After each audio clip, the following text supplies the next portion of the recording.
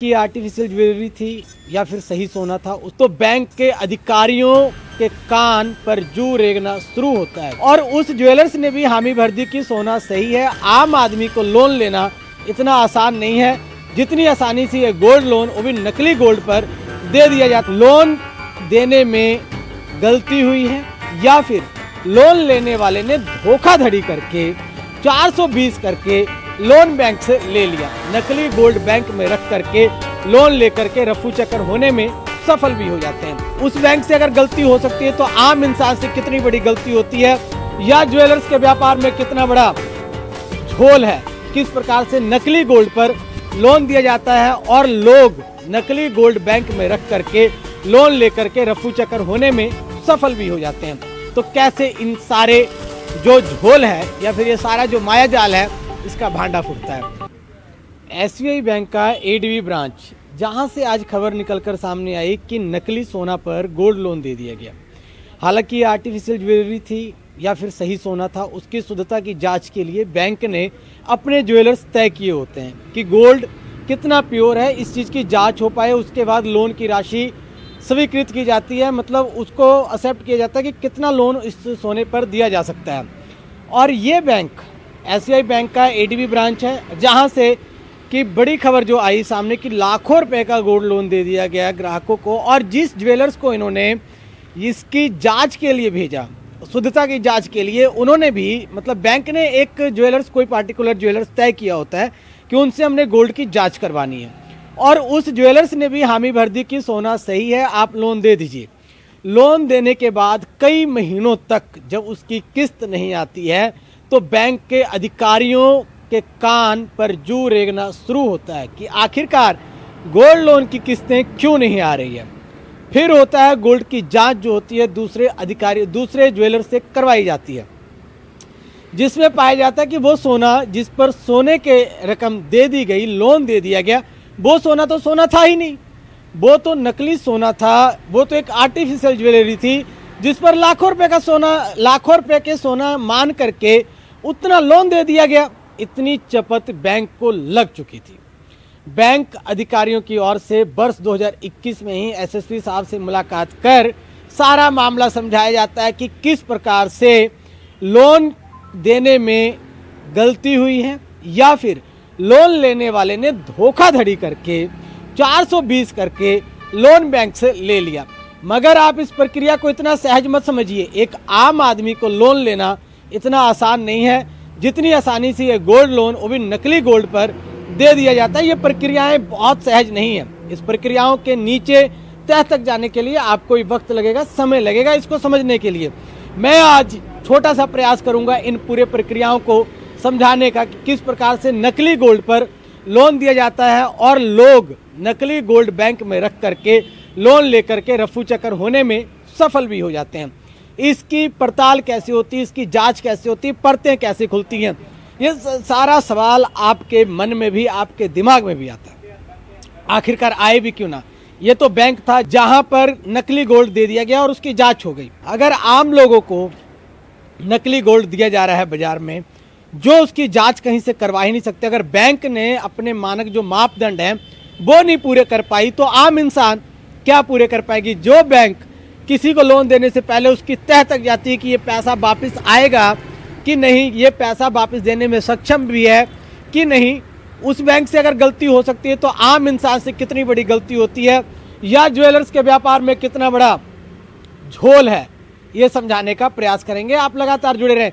हमने मैनेजर साहब से बात करने का प्रयास किया। मैनेजर साहब अभी कोर्ट गए हुए हैं, जब वो आते हैं तो उनसे भी सारा जानकारी आपको दिलवाएंगे कि कैसे नकली गोल्ड बैंक में पहुंचता है, कैसे उस गोल्ड की जांच करवाई जाती है, कैसे जांच के बाद लोन दे दिया जाता है, और कैसे लोन के बाद किस्तें नहीं आती है। तो कैसे इन सारे जो झोल है या फिर ये सारा जो माया जाल है, इसका भांडा फूटता है।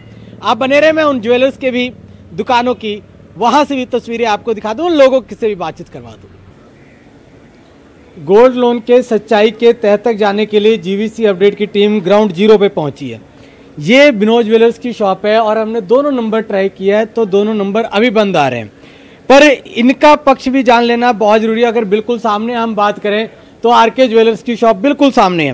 रमन जी शॉप पे हैं और इनसे हम बातचीत करके इस के बारे में तह तक जानने का प्रयास करेंगे कि आखिरकार होता कैसे है, कैसे किसी ज्वेलर्स पे ये आरोप तय कर दिए जाते हैं कि उन्होंने सही जांच नहीं की, या फिर बैंक अधिकारी किस प्रकार से किसी सोने की जब लोन देते हैं तो उसकी जांच करवाते हैं, क्या कुछ प्रोसेस है, क्या कुछ क्राइटेरिया रखे जाते हैं।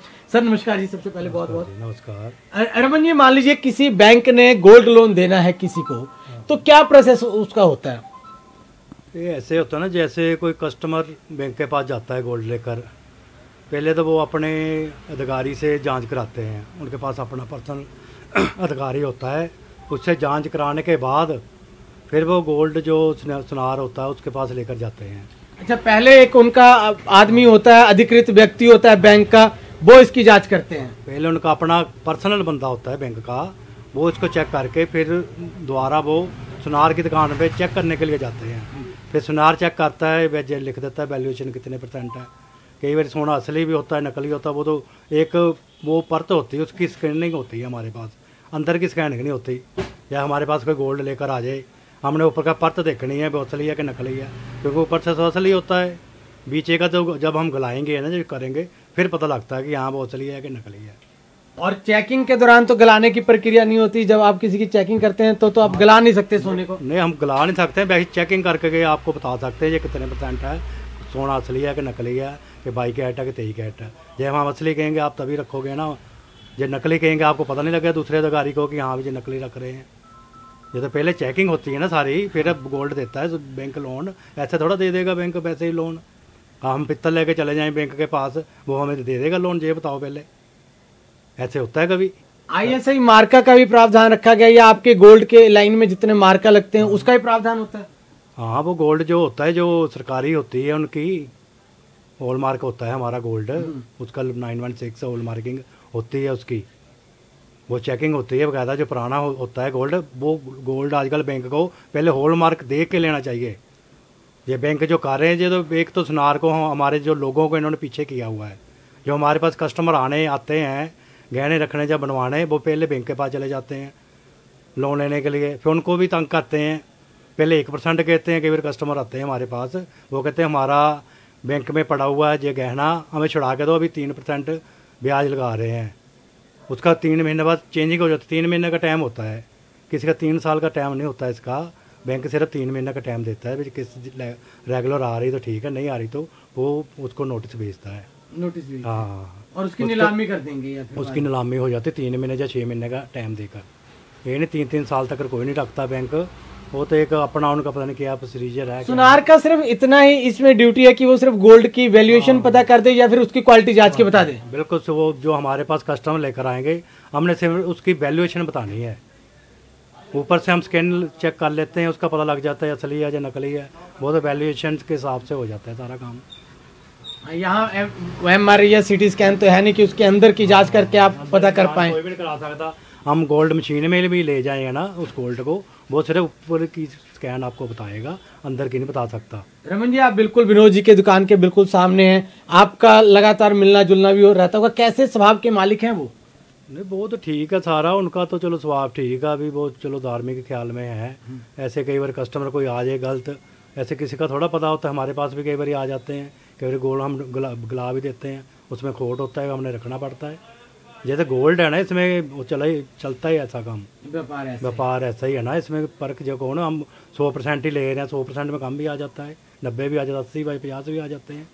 ये तो एक अंदाजे से लिया जाता है, अंदर का क्या पता अंदर क्या है उसके अंदर।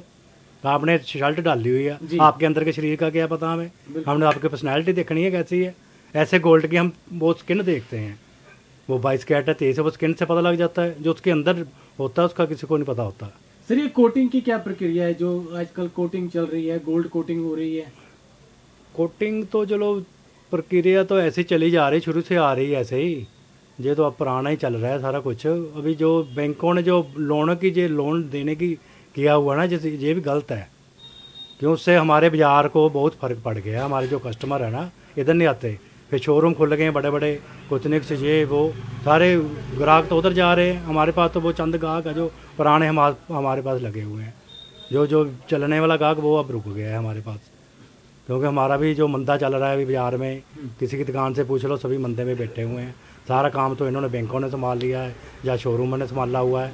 वो किस्तों में दे रहे हैं, लोन दे रहे हैं किस्तों में। इधर हमारे पास तो इतना होता नहीं ना सरमाया किस्तों में देने के लिए, इसलिए हमारा कारोबार नीचे जा रहा है। ये बैंक को पहले बंद करना चाहिए लोन, गोल्ड लोन देना। वो सुनार के पास ही जा, जब उनको परख ही नहीं है फिर क्यों दे रहे हैं वो लोन। जब उनको परख नहीं है गोल्ड की, पहले तो उनको गोल्ड का पर देना नहीं चाहिए लोन। जिनको हाँ 100% परख है फिर देना चाहिए। दूसरे के पास जाएंगे वो बता देगा आपने रख लिया या नहीं रख लिया, ये तो आपकी फिर है ना जिम्मेवारी है, बैंक की जिम्मेवारी है, किसी दूसरे की नहीं है। वो गलत दे रहा या सही दे रहा, ये बैंक की जिम्मेवारी है, जो ग्राहक की जिम्मेवारी है ना। ग्राहक ने देना, हमारे पास भी कई पित्तल लेकर आ जाते हैं, ये थोड़ा हमने लेकर रख लेना, वो तो पैसे लेके चला जाएगा। बाद में हम कहेंगे उन्होंने तुमने क्या देखा, आपने देख के लिया ना चीज़। हम आपको दे रहे चीज़, हमने देख के रख ली, हमने सोना देख के रख लिया, बाद में कहेंगे जी हम पित्तल है, वो तो जिम्मेवारी तो हमारी हो गई। जो कस्टमर की थोड़ी, वो तो लेकर चला गया अपना पैसा। इसलिए ये चीज़ें वो सोने को वो ध्यान से परखा जाता है, देखा जाता है। जब तक परख नहीं है तो आप लोन क्यों दे रहे हैं। रमन जी ने सीधे सीधे समझाने का प्रयास किया कि आखिरकार ये झोल होता कैसे है। अब देखिए, इसमें सुनार की सिर्फ इतनी ड्यूटी है, एक बैंक अधिकृत अधिकारी रखता है जिससे वो सोने की क्वालिटी चेक करवाता है। क्रॉस चेक के लिए वो बाजार से भी गोल्ड को चेक करवाते हैं, और जब ये गोल्ड को चेक करते हैं तो सिर्फ ये उसकी ऊपरी सतह को चेक करते हैं, कोई गलाकर सोने को तो देखता नहीं। अगर कोई गोल्ड की ज्वेलरी आई है तो ये कैसे, उसके अंदर की चीजें ये कैसे बता पाएंगे। कहीं ना कहीं रमन जी ने अपना पक्ष और अपने साथियों का पक्ष रखने का प्रयास किया है, परंतु बैंक अधिकारी और जो बैंक से लोन देने वाले लोग हैं वो अगर इसके जानकार नहीं है तो वो कैसे लोन देते हैं, कि बड़ा सवाल है। सो लगातार जुड़े रहे, मैं इसके तह तक जाकर के आखिरकार आपको ये सारा मसला समझाने का प्रयास करूंगा। सोने के खेल को समझाने का हमने छोटा प्रयास किया है। आप इस चीज को समझिए, सोना खरीदने से पहले जांचिए परखिए, मगर इस पूरे मामले में बहुत तगड़ी भ्रष्टाचार की बदबू आती है। क्यों, कैसे कोई व्यक्ति सोना गिरवी रख देगा, कैसे कोई बैंक सोना गिरवी रखवा करके लोन दे देगा, कैसे वो अन्य लोगों से सोना की जांच करवाते हैं, कैसे वो अपने अधिकृत व्यक्ति को जिसको रखते हैं जांच के लिए वो गलती कर सकता है, ये सब चीज़ जांच का विषय है। हालांकि हमने बैंक मैनेजर जसवीर जी से बात करने का जब प्रयास किया तो उन्होंने फ़ोन काटा है। उन्होंने ये बोला कि हम बैंक के बिहाफ पे किसी तरह की कोई जानकारी नहीं दे सकते, जो कि कई सवाल खड़े करता है। अगर वो अपना पक्ष नहीं बताएंगे तो हमें सत्य का कैसे पता चलेगा। वहीं जब हमने दूसरे सुनार से बात करने की कोशिश की तो वो ये कह देते हैं कि सोना जब जांच के लिए आता है तब सही होता है, बाद में सोना बदल दिया जाता है, बाद में ज्वेलरी बदल दी जाती है। ये सारा मामला बड़ा झोल-झाल है जी। इन सब पर लगातार एपिसोड जीवीसी अपडेट चलाएगा और लगातार आपको इस झोल का पर्दा उठा करके हम सारी चीज़ें समझाने का प्रयास करेंगे। आप लगातार जीवीसी अपडेट के साथ बने रहिए। हमारे चैनल को सब्सक्राइब कीजिए, फेसबुक पर देख रहे हैं तो हमें लाइक और फॉलो कीजिए, और अगर आप हमें इंस्टा पर फॉलो कर रहे हैं तो लगातार फॉलो करते रहिए। यूट्यूब पर हमारे चैनल को सब्सक्राइब जरूर कर लीजिए। कैमरामैन जितेंद्र प्रिंस के साथ मैं बजरंगी पांडे, जीवीसी अपडेट।